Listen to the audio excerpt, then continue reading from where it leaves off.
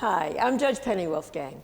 The long-awaited release of the movie filmed right here in Buffalo is finally here. Get the behind-the-scenes story of Cabrini. Then, what is the future of the newspaper industry?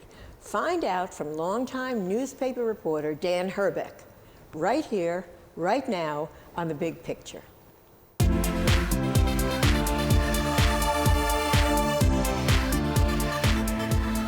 Hello, everyone, and welcome to the program.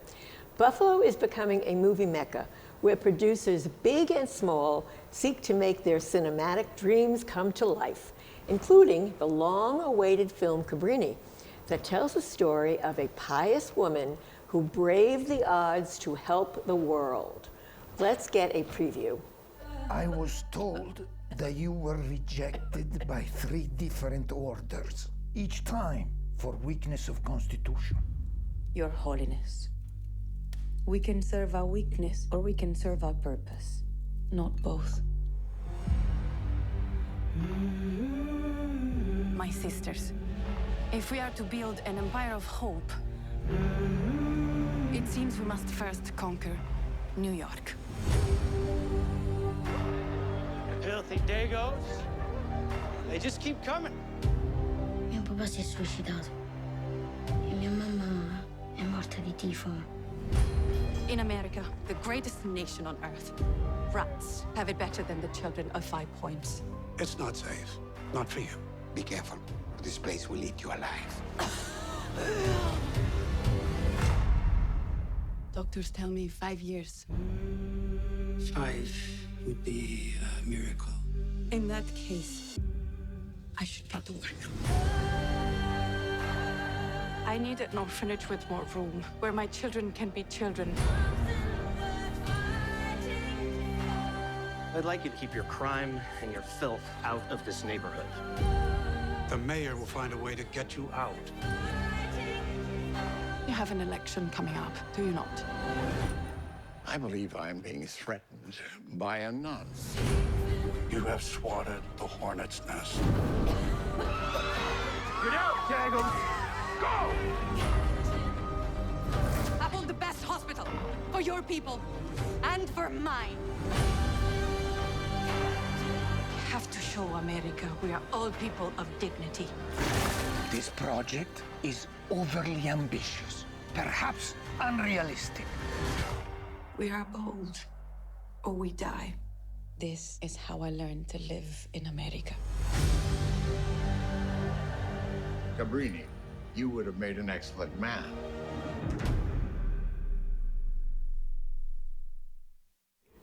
Joining us is Cabrini local casting director, Frank Rossi. He's going to share some more about the movie. We're so happy and excited to see you again, Frank. Welcome to The Big Picture. Well, thank you, Your Honor. You really have the inside information about the movie, but really what I'm curious about, and I think our viewers are, what has been the response to the movie from outside people since it opened on International Women's Day and the whole world is seeing it now?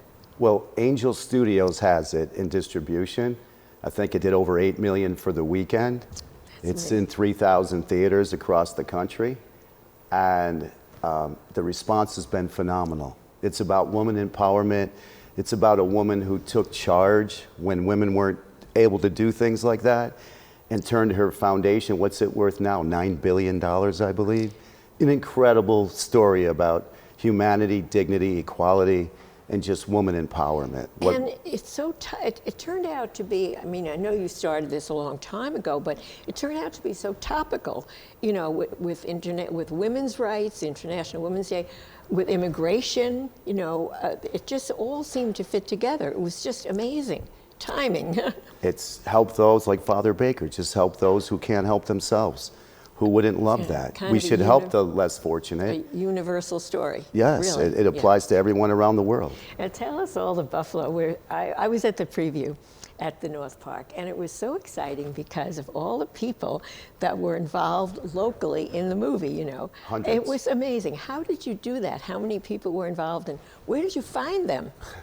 A lot of help, Your Honor. Yeah, a lot tell of me help. about it. Started with Russell Salvatore, let us do an interview there. All the newscast stations came there. Mark Tremont set that up.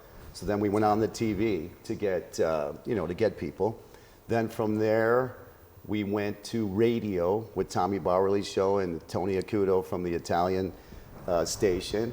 So between all of those, and then I had a lot of help from my casting associate, Josh Nunzio, Melanie, Sam, Scotty H., and it starts with all of them. So we went out to the public through all these sources, and we were able to get several hundred actors that did 3,200 extra positions. So we had something like 400 to 500 people, but they had to come back repeatedly to do 3,200 performances. And then I think the stars of this film are the kids. We had 100 kids throughout the summer. They came back repeatedly. God bless their mothers. They kept bringing them back. Not one kid ever complained. And we had kids from ages 6 to 15, and they came back repeatedly to work with us throughout the summer when it was hot and those costumes were heavy. I was just going to say. So it was a monumental undertaking, a lot of help. We had, 3,200 vouchers for extras. Several hundred people filled those vouchers, and then we had 210 stand-ins. Like when you're lighting the set, you have to have actors stand in. Yep. 210 of them, 10 sets of doubles for the actors that had to look like them, and then a 20-piece band from the 1880s, and then the kids. I reiterate about the kids. That little boy who starred in the movie should get nominated. He's just phenomenal. Yes. So is Christiana, great actress. And what about the locations? I mean, I know you didn't have to find the locations. No, that's Tim Clark and Rich. Tim Clark and Rich are responsible for that with the location managers. Our producer's been here many times. We love Mr. Jonathan Sanger. Yes. He brought us Marshall.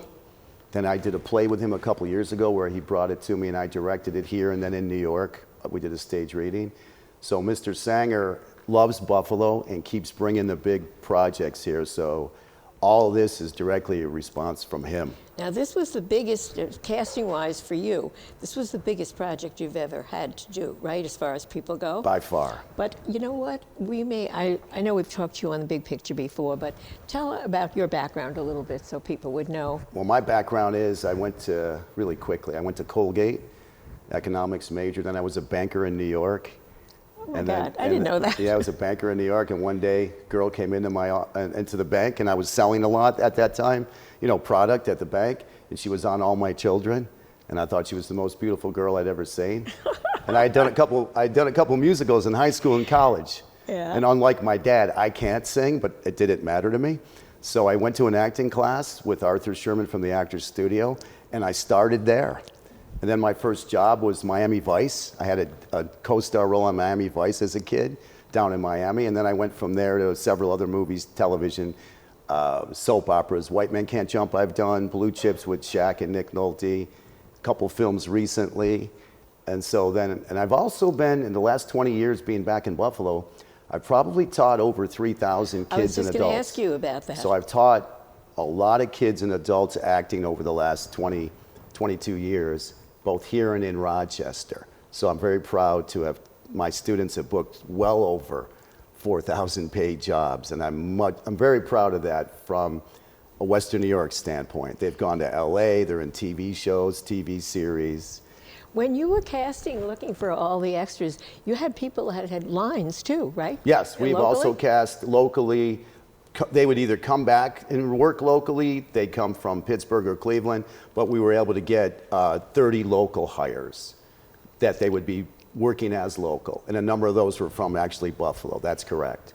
But the primary casting was with Denise Chamey in LA, and another great casting director, Julie Schubert, handled New York. So they took the bulk of all the big people in the movie. Those are great casting directors out of New York and LA. Did you get to meet any of the stars that came to Buffalo, and what were they like? They're humble, thankful, and having fun. Mother Cabrini, actress, Christiana, met her, a phenomenal lady.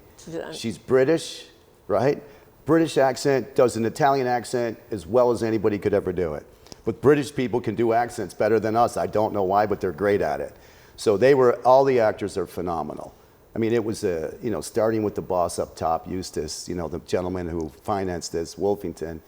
It was just a great set of people that knew they were making something special. Our director, Alejandro Monteverdi, just a brilliant director. The DP, I think they should get nominated for cinematography, wardrobe, direction. It was that good. That would be amazing because of Buffalo. I mean, because of Buffalo, everything in there, excluding Rome, is Buffalo. Yep. And we need to thank the people here and the crew. Remember, we had a lot of crew members from Buffalo. Yes, that's important to Hundreds talk of about. people, There are a yes. lot of people that Jeff, the director that you're talking about, Alejandro. the producer said that he had Jonathan. a lot of people now that were in unions that could work on the movie more so than when he was here for Marshall. Yes, it's increased dramatically. Like I said, through Tim and Rich getting all these films coming here, we have a great crew that can handle a project of this magnitude. Why do you think Buffalo is becoming such a movie destination? Mayor, Tim Kennedy, Yeah. guys like that, the film commissioners, the fact that we're that accessible. Remember, in Buffalo, unlike New York or at Jersey, you can get anywhere in 20 minutes. We're looking good for the future. It looks incredible because I went to, Larry Quinn and Bob Rich put a studio together down on Niagara Street. Better than LA, phenomenal. They did an incredible job. That should attract a large amount of business.